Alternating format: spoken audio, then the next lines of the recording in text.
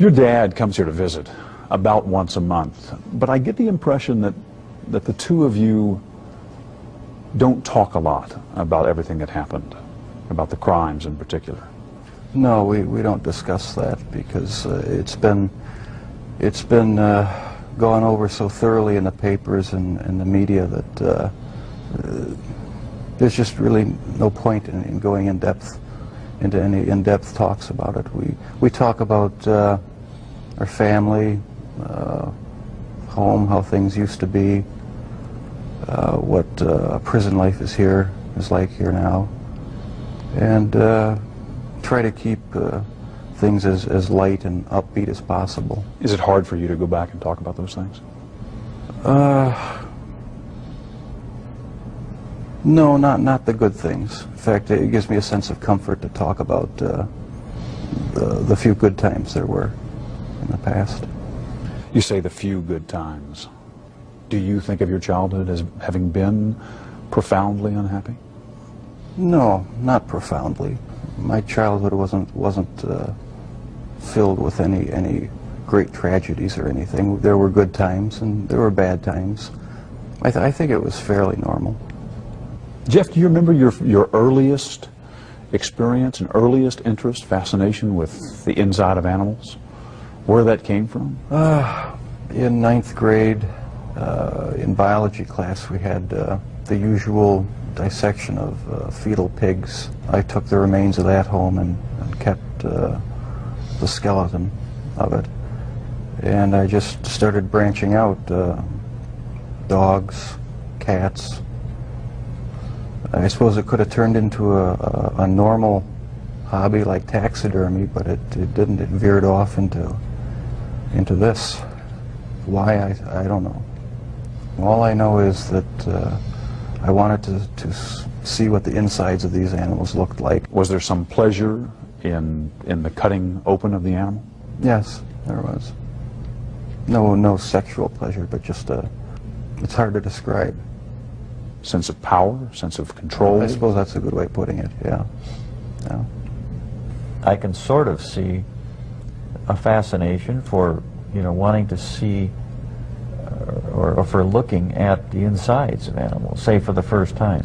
After you did it one time, what more is to be gained by looking at another dog's inside, the second or the third? I don't know. It became a compulsion, and it switched from animals to humans.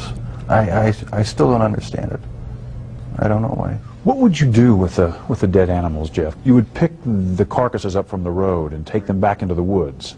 Take them back in the woods, skin them sometimes, slit them all the way open, look at the organs, feel them. There was a sort of general excitement for me. I don't know why. It was exciting to see. One of your dad's biggest questions is when you began to slip away, when you crossed over into this world of obsession or dark fantasy from which you just couldn't return. Can you pinpoint that? Is there a sense for when that really began to happen with you, Jeff? I think it was around age 14 or 15. Started having obsessive thoughts of violence intermingled with sex. And it just got worse and worse. I didn't know how to tell anyone about it, so I didn't. I just kept it all inside. Do you have any sense for where that was coming from? No. No, I've talked with a few psychologists about it. They have their theories, but they don't have any concrete answers either. Do you have a theory? No, not really. I don't know where it came from. I probably will never know. But I never dreamed that it would become a reality. What was it, Jeff, that took you over the edge, do you think, and made you take this from the world of fantasy into reality? From 15 on, I had this reoccurring fantasy of meeting a hitchhiker on the road, and of taking him hostage and doing what I wanted with it. About 3 years later, I was 18 years old, driving home. I saw this hitchhiker about a mile from my house. Thought to myself, should I stop and pick him up, or should I just keep on going? I wish I just kept on going, but I didn't. I turned around, picked him up, and that's when the nightmare became a reality. It just seemed so bizarre to me that this obsession that I had been thinking about and wanting, just all the parts are there, and they make it possible to make it happen. What happened after you took him to the house? The house was empty.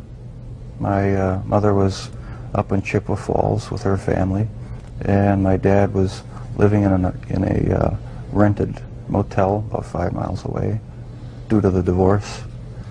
And I pretty much had the place to myself. I was drinking a lot during that time, and just, I don't know, looking for something to, some way to find some fulfillment, some pleasure. And I acted on my fantasies, and that's where everything went wrong. This was the summer of 1978 when you took your first victim. Right. Once it happened the first time, it just seemed like it had control of my life from there on in. The second occurrence was 1984, roughly. And I met this guy at one of the bars, downtown Milwaukee bars. We went back to the hotel, just planning on getting drunk. I had put some sleeping pills in his drink to render him unconscious. And was just going to spend the night with him. When I woke up in the morning, my forearms were bruised, and his chest was bruised, and blood was coming out of his mouth. He was hanging over the side of the bed, and I have no memory of beating him to death, but I must have. And that's when it all started again. And once it started again, you found it impossible to stop. Right, that's when the obsession went into full swing. Did you ever tell yourself, I have to stop this? I must stop doing this? Yes. When it was going on?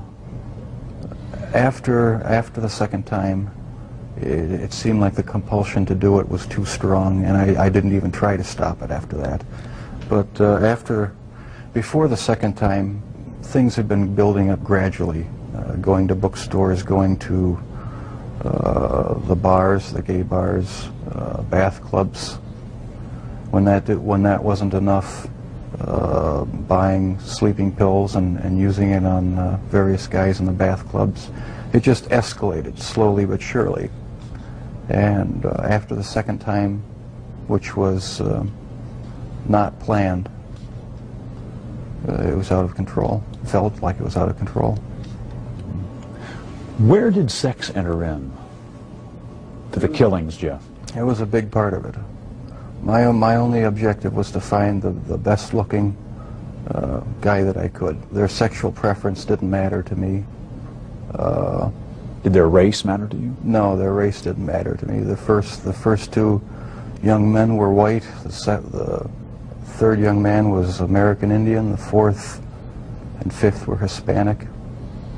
So no, race had nothing to do with it. It was just their looks.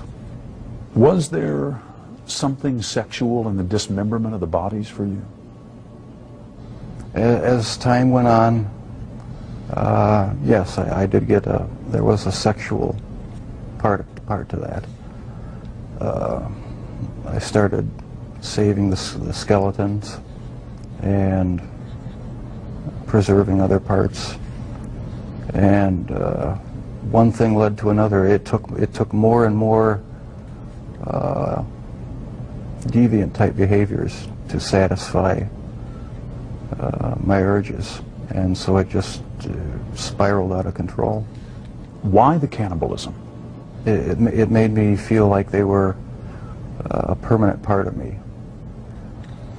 Besides the just mere curiosity of what it would be like, it made them feel that they were a part of me, and it gave me a sexual satisfaction to do that.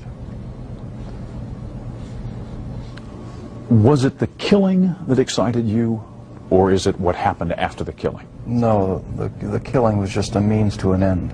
That was the least satisfactory part. I didn't enjoy doing that. That's why I tried to create living zombies with muriatic acid in the drill, but it never worked. No, the killing wasn't the objective. I just wanted to have the person under my complete control, not having to consider their wishes, being able to keep them there as long as I wanted. It's not easy to say that, but that's what the motive was. Where did that need for control come from? Do you have any idea? I don't know, maybe I felt I had no control as a child or young adult, and that got mixed in with my sexuality, and I ended up doing what I did was my way of feeling in complete control, at least for that situation, creating my own little world where I had the final say, finding the best looking guy that I could, and having total mastery over him for as long as I wanted. Lust played a big part of it, controlling lust. That was the motive right there. A lot of this came out in the course of the trial. Obviously, both of you sat through this. Have the two of you sat down and talked about these things before? No, not in depth. This is the first time you're talking about these things with I've talked your about dad it here. at great length with psychiatrists, court-appointed psychiatrists, psychologists, but not with my family. We learned everything at the trial and in the confessions and that sort of thing after the fact. The two of you never really communicated all that much, did you, father and son? Not on any deep level, no. We talked about superficial things. Never really had a real deep heart-to-heart talk about what was going on inside our own minds. I was always a very private person. I didn't like to open up and share anything with anyone. I like to keep my thoughts to myself. Why do you think that was? Because from about 15 years on up, a great deal of my thoughts were basically unshareable with anyone.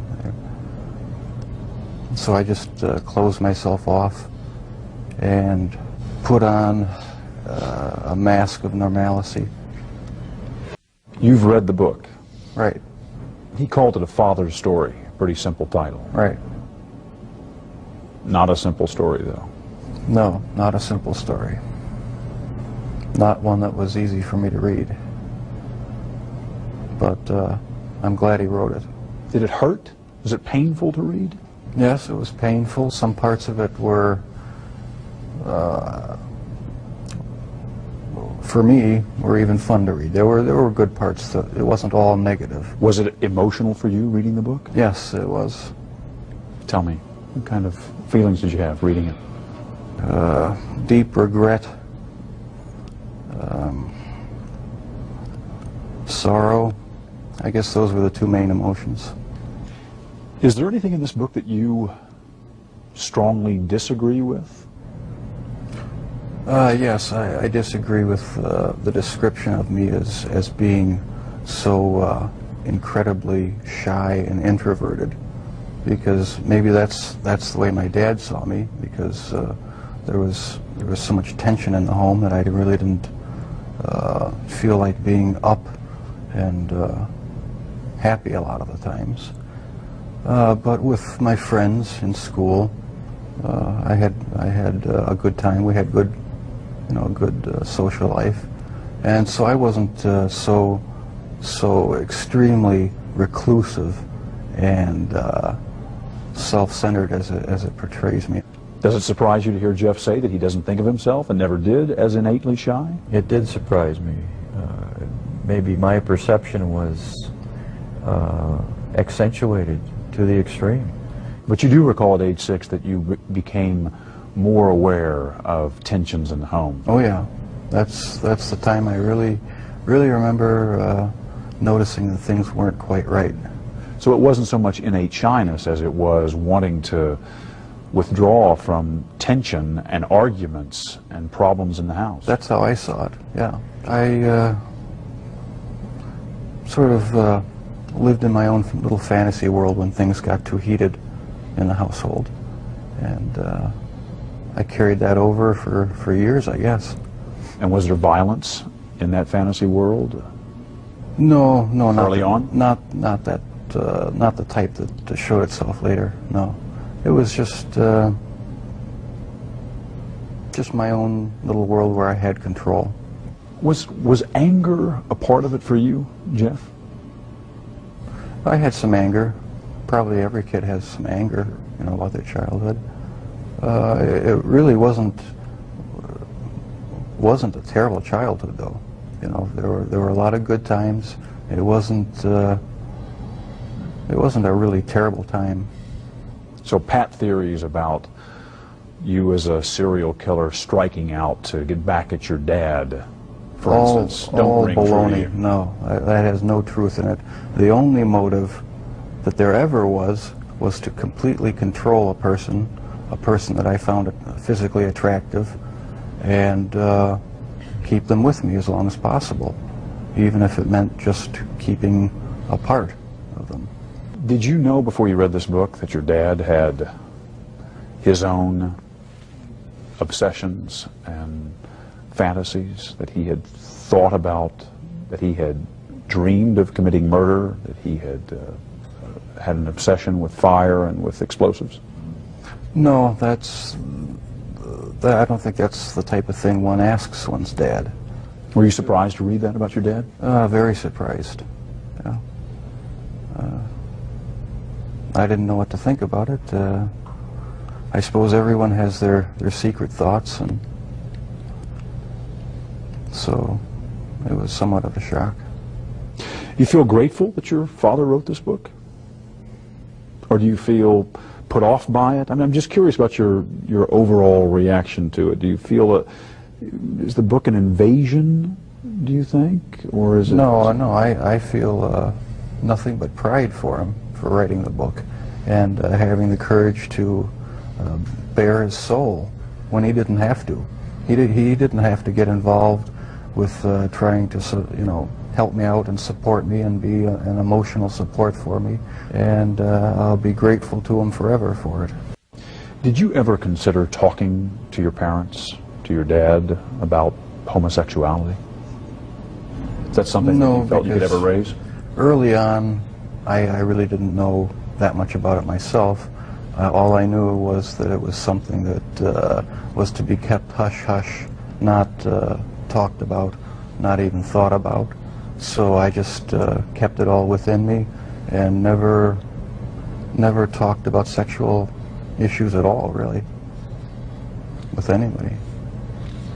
Do you think if you had been able to talk about that in a more open way with your dad, for instance, that it would have helped, might have broken this veil of secrecy and enabled you to keep yourself from going down that road? I don't know exactly what, if anything, would have ever kept me from going down that road. Talking about it, I don't think would have made that much difference, because, like I said, there were things going on in my head that I would have never opened up and talked about with anybody. Your dad says he never realized how deeply troubled you were because he just thought you were shy the way he had been, shy as a boy. Do you think the signs were there and he just missed them? No, I don't think so. Because I had thoughts, I had fantasies, but there was no outward show of anything that was wrong. You were pretty good at keeping it all inside. Right, I kept it inside, didn't share any of my thoughts or emotions with anybody. So how would I ever know? No, you never saw any of it. as far as I know. I did not really hear from anyone about any of these activities. And that's what really strikes me now, is if I would have known, what would I have done about it?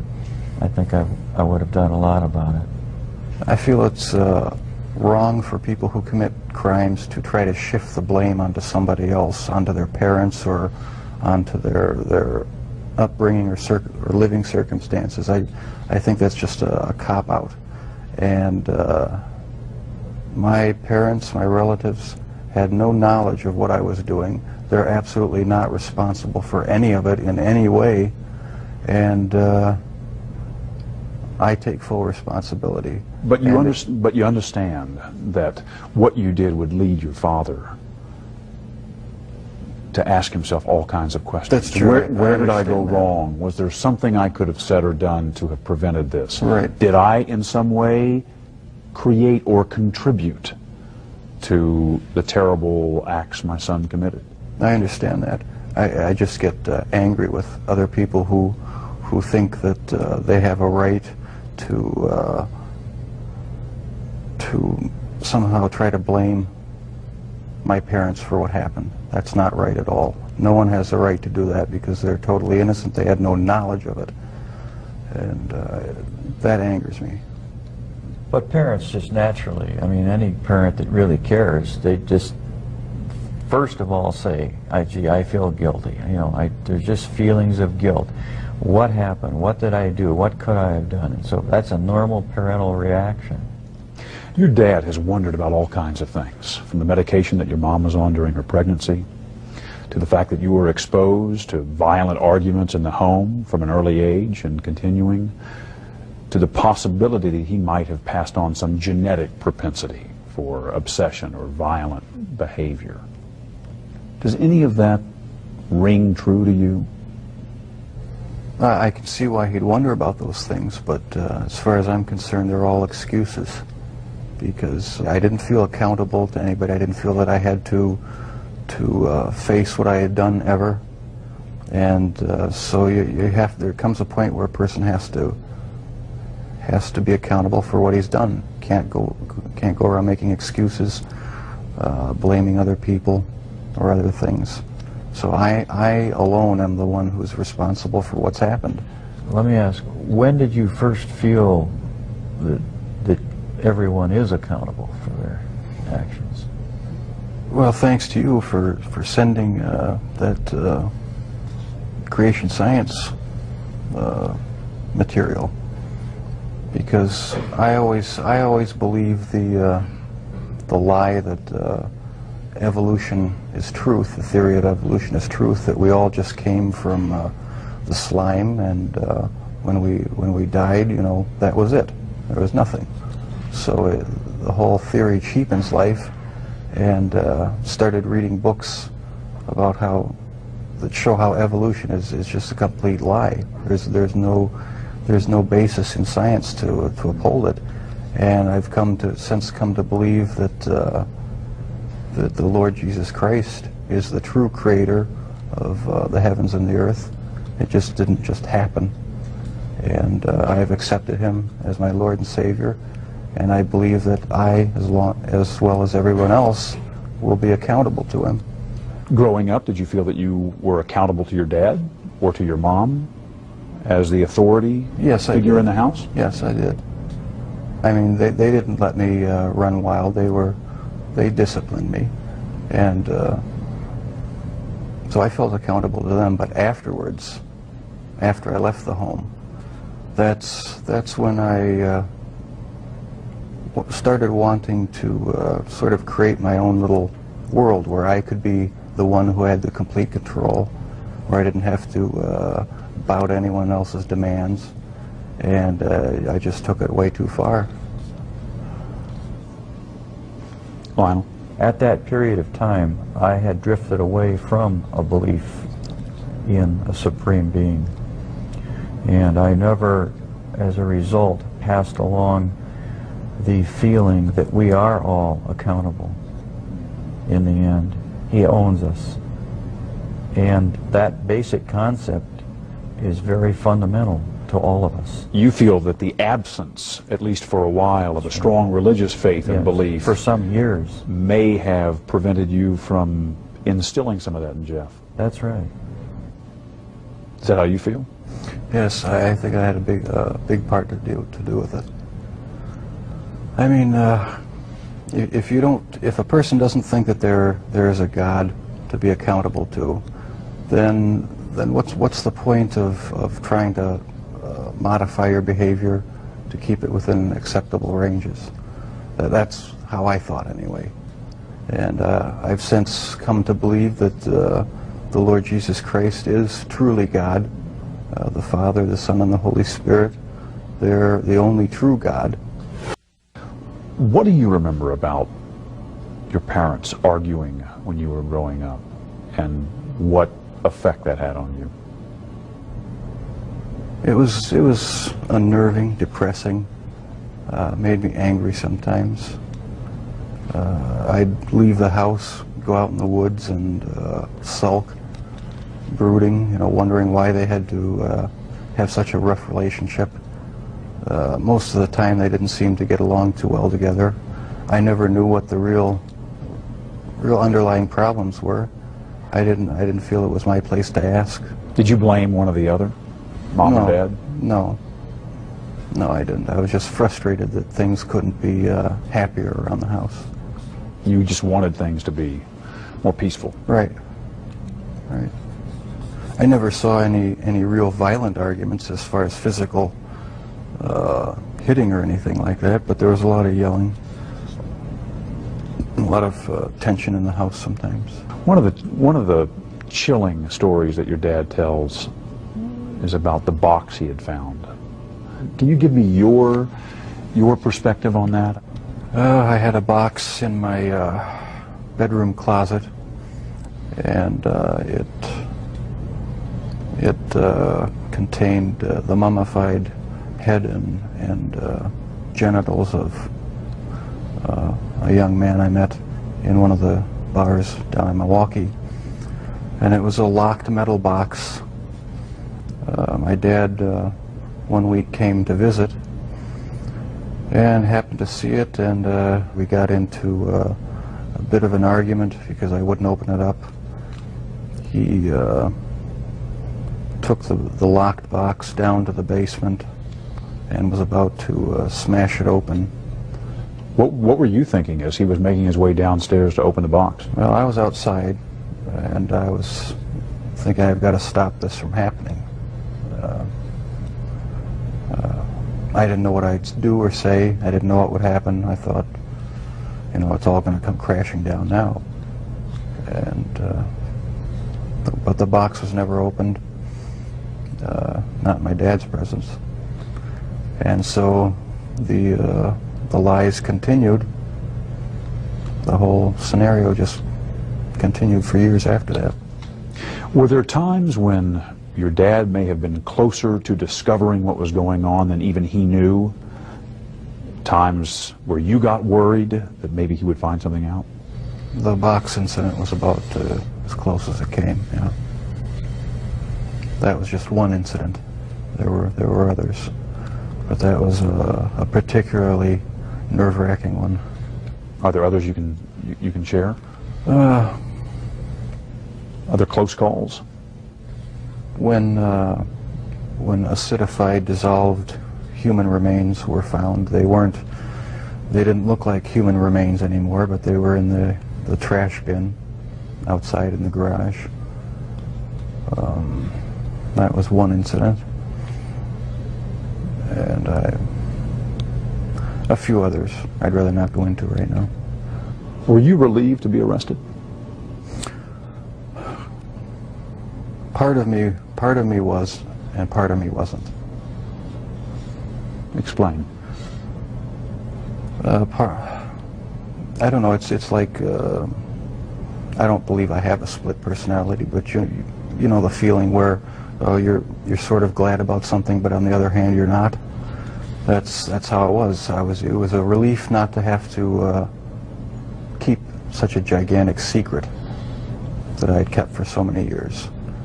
And once I saw that I had no choice but to face it, I decided to face it head on and make a full confession.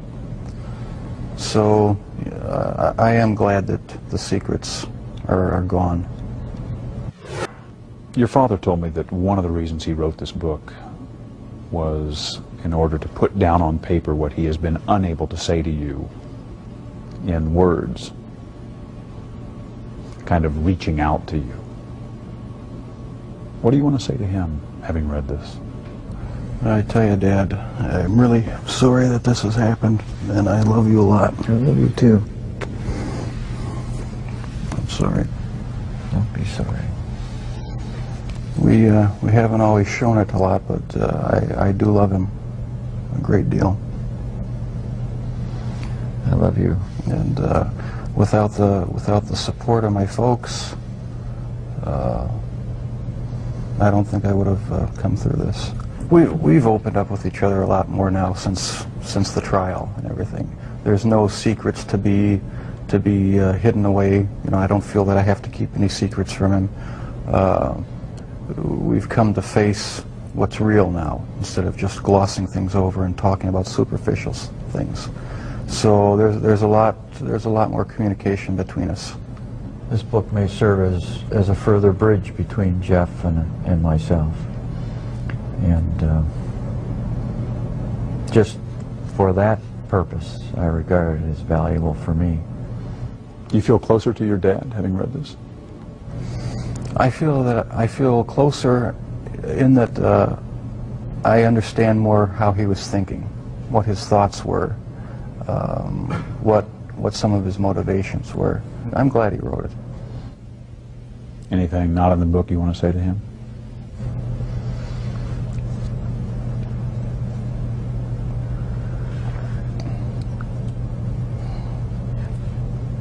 I can't think too clearly right now. I'm feeling pretty emotional.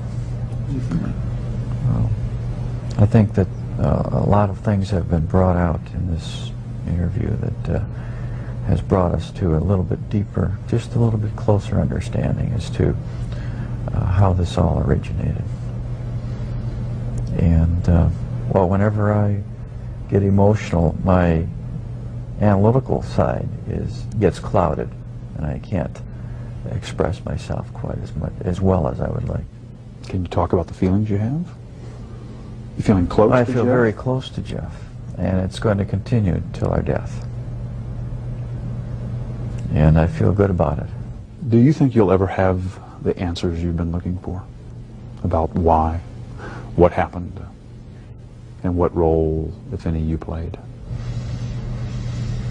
Maybe not. My primary question is the origins of it. And if something can be learned about that, it may help other people avert problems. Is it still there, Jeff? Does it ever go away? In part, no, it never completely goes away. I'll probably have to live with it for the rest of my life. I wish it would go away. I wish there was some way to completely get rid of the compulsive thoughts, the feelings. It's not nearly so bad now that there's no avenues to actually act on it.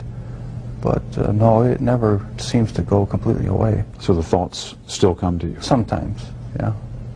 Are you different, Jeff, in terms of how you think back on all of this? I would hope I'm different.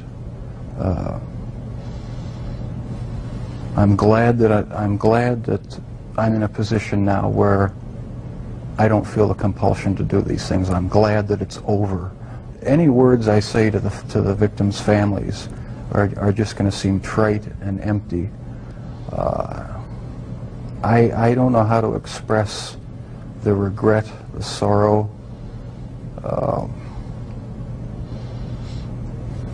that I feel for what I've done for their sons. I can't find the right words. All right, see you later, Dad. After the interview at the prison, Dahmer casually showed us something a little unsettling. Just a point of interest, that's the type of box. This is the type of box? He wanted us to know that box looked strikingly like the one his father had found. the one Jeffrey had used to hide body parts. Thank you, Jeff. All right. To this day, the interview with Jeffrey Dahmer remains one of the eeriest experiences of my 30 years in television news. From the weak handshake with which he greeted me to his bizarre observation about that metal box as he returned to his cell, Dahmer was a haunting figure. He often said he had wanted the death penalty. 9 months after our interview, his death wish came true. I'm Stone Phillips.